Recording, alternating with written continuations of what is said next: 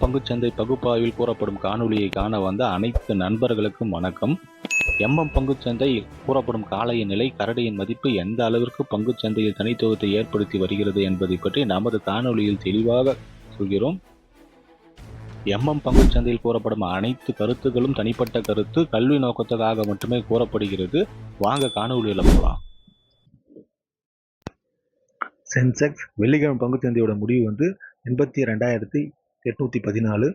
இதை பொறுத்து திங்கட்கிழமை பங்குச்சந்தையுடைய காலையோட primary resistance 82,838.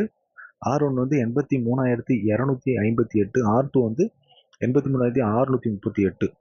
கரடியோட primary support 82,758. S1 82,538.